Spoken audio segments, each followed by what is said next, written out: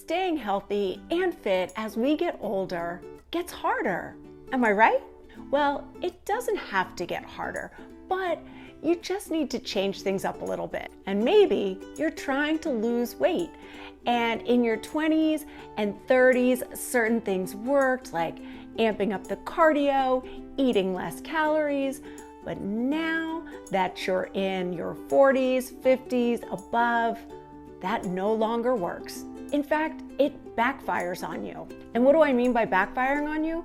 It actually will slow down your metabolism. So today I am going to talk about 5 things that you might want to change if you haven't already when it comes to your health and your fitness. And these are all changes that I made along the way and that have made a huge difference. Welcome to Boom 50 Fitness. My name's Regan, and this is your channel for all things health and fitness in your 50s and beyond.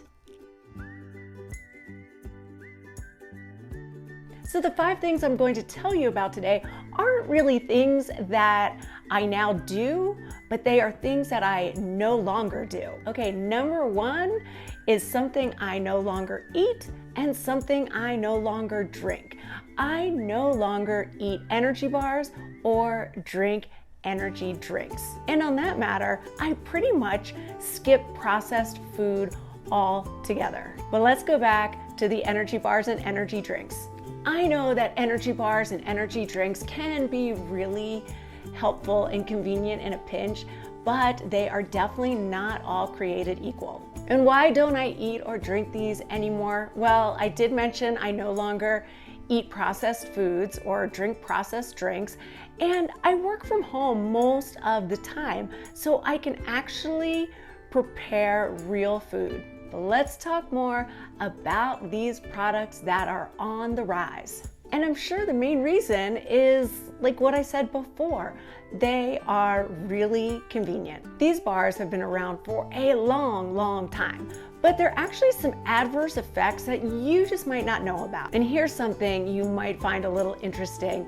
The FDA has no formal definition for what they call energy in these bars and drinks. And most of the bars just don't provide enough nutrients for the amount of calories they provide. And energy can also just mean added vitamins, and those vitamins are usually some form of B vitamins. And the B vitamins that are added can easily be achieved through eating real food. So even if you are deficient in B vitamins, these bars and drinks aren't even going to help you.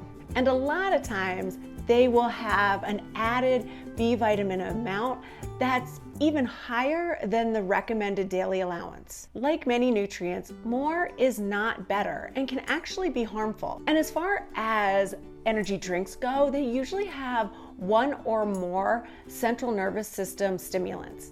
And I think you know the main one, caffeine. So most of these energy drinks and bars are just not providing enough fuel to support your body. And another thing you might not know, I may have mentioned it in a video or two, but the supplement market is unregulated. And energy bars and drinks are part of that supplement market. So let's now talk specifically about energy drinks. There's been a ton of concern surrounding the safety of energy drinks. And yes, some of the negative side effects you just don't want. It can cause headaches, nausea, rapid heartbeat, aggression in some people, and the list goes on and on. And I am definitely not saying that all energy bars and energy drinks are bad for you. In fact, I used to drink them and eat them probably a little bit more frequently than I should have, and it was all due to that convenience factor. I drank an energy drink pretty much 5 days a week when I owned my spin studio, because a lot of times I would have one before my first early class and I would continue drinking it through my next class. And if I taught later in the afternoon as well, I would have an energy drink then. What was the name of the one? I did get some people hooked on it. It's called LIT, L-I-T. And I cannot say that this was a healthy one. And now in retrospect, thinking about how high energy the studio was, did I even really need that energy drink? Or could I have just gotten my source of energy from the people in the room? Although I must admit that lit would light me up. So yeah, there are some good ones out there. As far as bars go, my favorite ones are the ones that are like just the fruit and the nuts.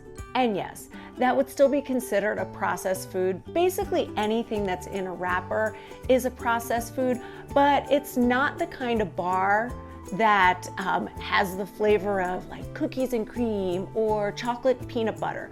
Those are ultra processed. And like the bars, not every single energy drink out there is terrible, but what you want to make sure of is that you're not having some added caffeine on top of that energy drink, or any sort of stimulant for that matter, or alcohol.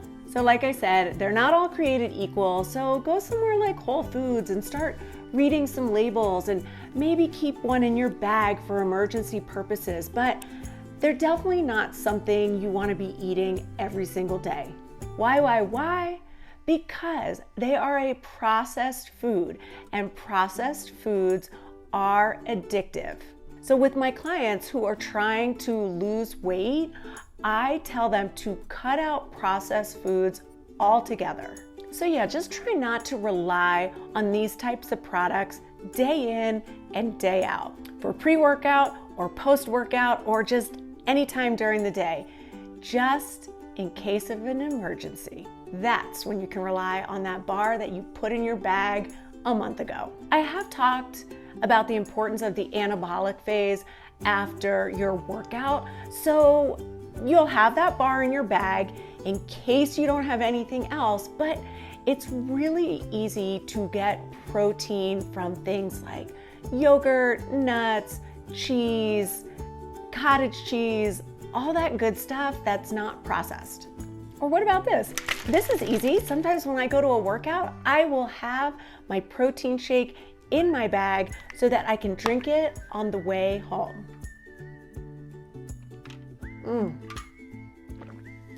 It's pretty good. This one is 20 grams of protein just in that. Well, not just in that, but when it was full.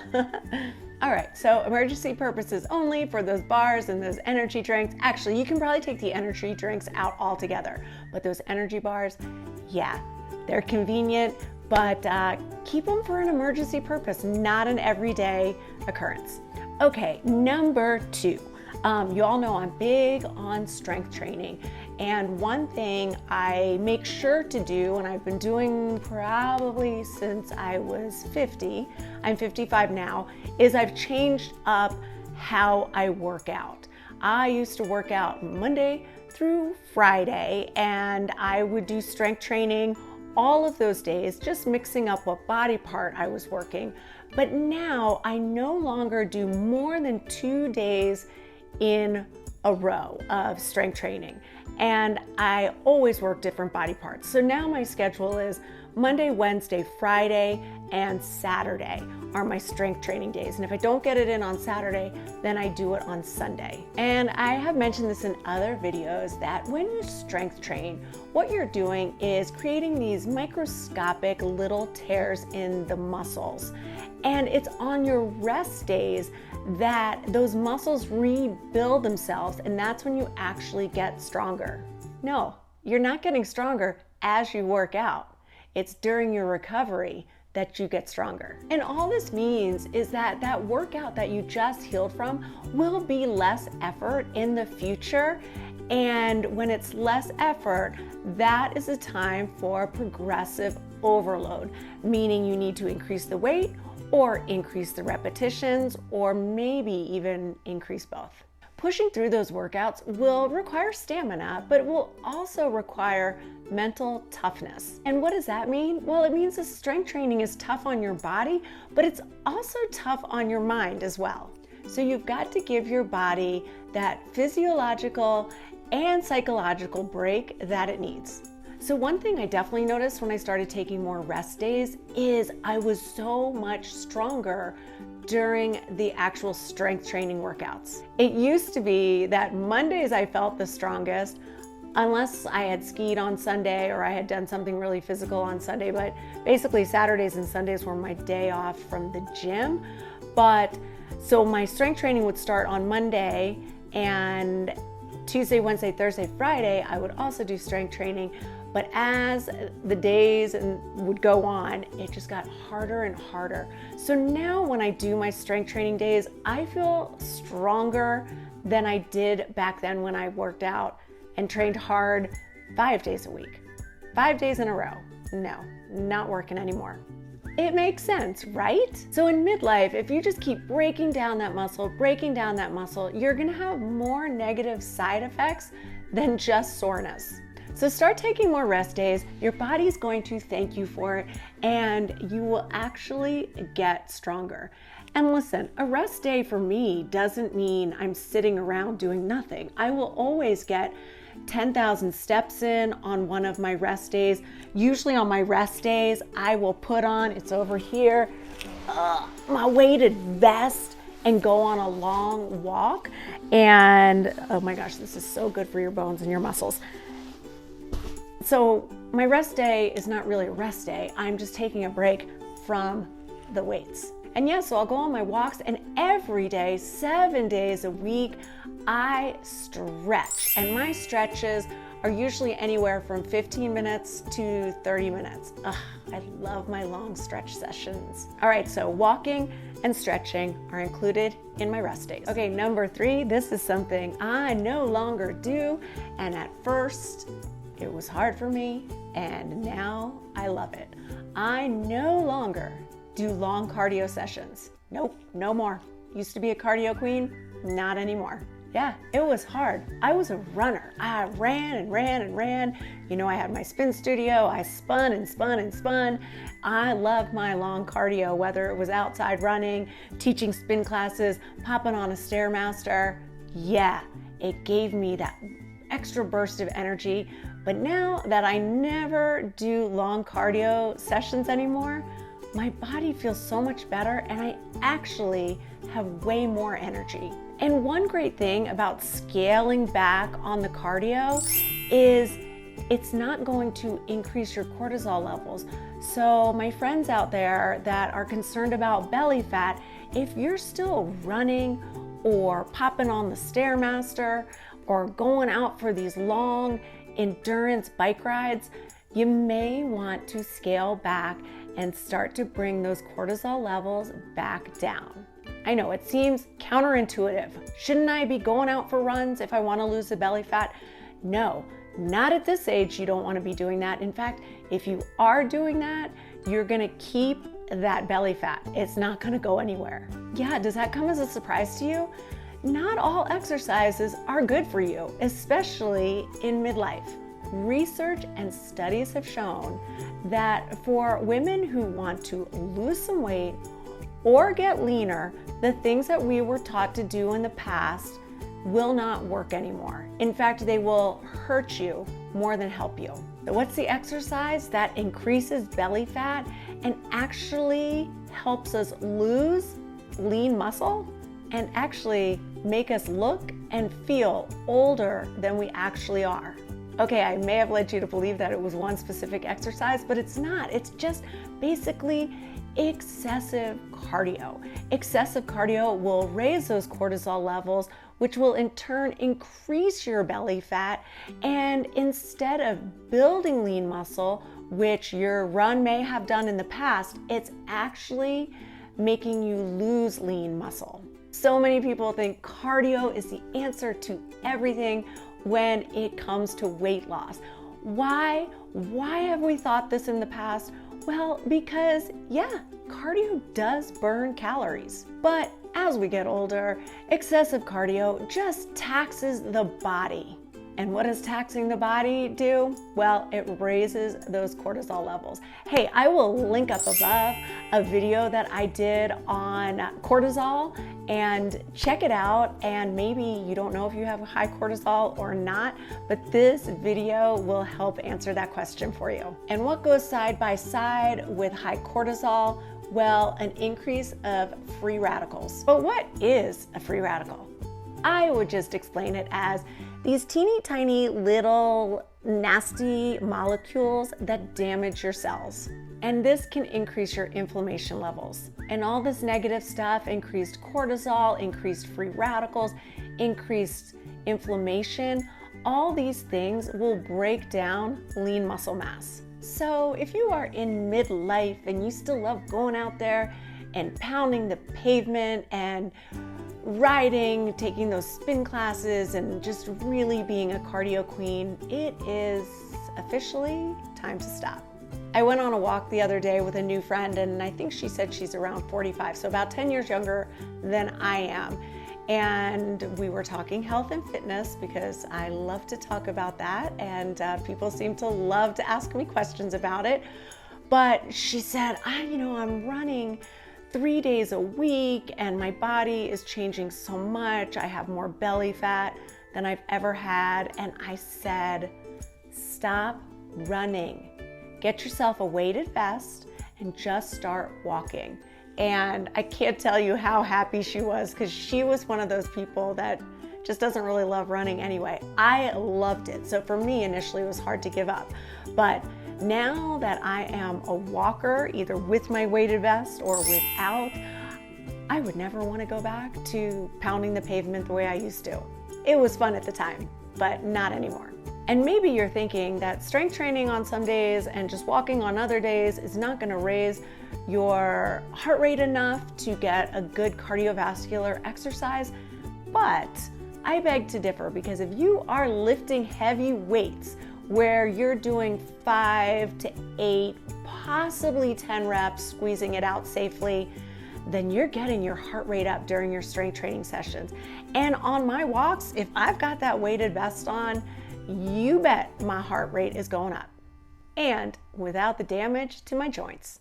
Okay, number 4, this one I loved giving up. Although I didn't give it up completely, I still do a little bit because it can be really, really beneficial for your joints. But I do not do excessive plyometric exercises. What are plyometric exercises?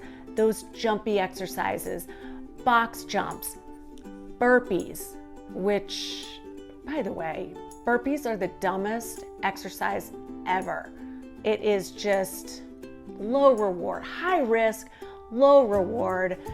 And I used to do burpees at my spin studio. We would do burpees for someone's birthday, and now I wish I could rewind the clock and we would not be doing burpees. So plyometrics will use speed and force to build muscle power, which doesn't sound like a bad thing, right? AKA jump training. I started noticing around age 45 that the day after a plyometric training day, my body just wasn't feeling good. It was actually feeling weaker.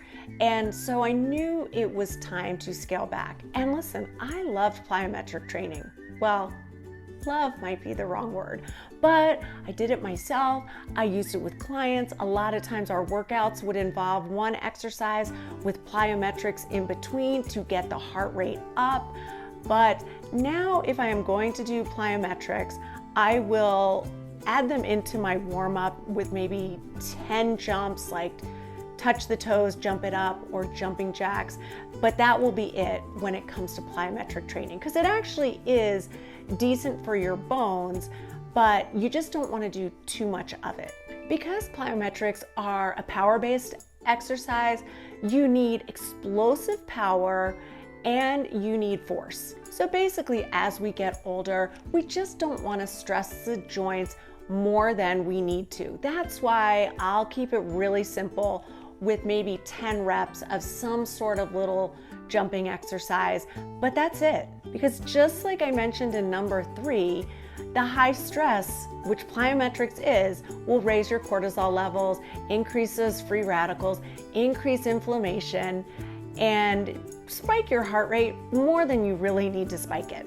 And as we get older and we're having all these different hormonal changes and fluctuations, we definitely don't want to stress the joints too much. Muscle mass and strength actually act as bone shock absorbers, But with age, we all know that we start to lose a little bit of muscle mass. So that means our bones just won't be protected as much. So if you don't want to take plyometrics out completely, that's okay if your body still feels good, but maybe you could scale back by not jumping as high, not using as much force, just taking it easy a little bit. So if you just love plyometrics and love how you feel while you're doing them or after a plyometric workout, that's awesome. Keep doing that. Just as you get older, make sure you have a really proper warm-up and a great cool down and stretch after that type of high intensity workout. You just have to be the best judge, because what works for me or doesn't work for me might work for you or not work for you. Be your own best advocate. Okay, I mentioned I'm not a big fan of burpees, but after I mention number 5, you may not be a big fan of me. But just listen through it, and you can leave me a comment down below, but be nice. Okay, I haven't given this up completely because I had a drink over the weekend, but I hadn't had a drink in probably 2 months. So one thing I no longer do is drink every single weekend. For me, that's really just not a big deal for me to not drink every weekend. I mean, I go months without drinking sometimes. I've just never been a huge drinker. But what I can tell you is if you don't drink, you are going to 100% improve your sleep quality. So yeah, I do love an occasional drink. If you invite me out for Mexican, I'm gonna get a margarita. In fact, last weekend is when I had a margarita. So I'm not gonna say no to alcohol completely, but it's definitely not something that I'm doing all the time. But keep listening because I'll explain why. Alcohol affects perimenopausal and menopausal and postmenopausal women so much more. I hate to say it, but alcohol is definitely not a midlife lady's best friend. And why is that? Because as we age, the body just doesn't break down alcohol the same way it used to. The more we age, the more dangerous alcohol becomes. There's an enzyme in our stomachs called ADH, and this enzyme decreases as we get older. But what this enzyme does is it helps break down the alcohol. But if it decreases, it's going to take longer to break down that alcohol. And what happens is that alcohol will turn to fat in your body. Wait, what? Why does that happen? Well, this enzyme that becomes more and more inactive as we get older, it still will prioritize metabolizing that alcohol. So yes, this enzyme will still prioritize metabolizing the alcohol, but what it will not do is prioritize burning fat. So maybe this will be an eye-opener. If you are drinking, a few days a week, it might be the reason your body's not burning fat.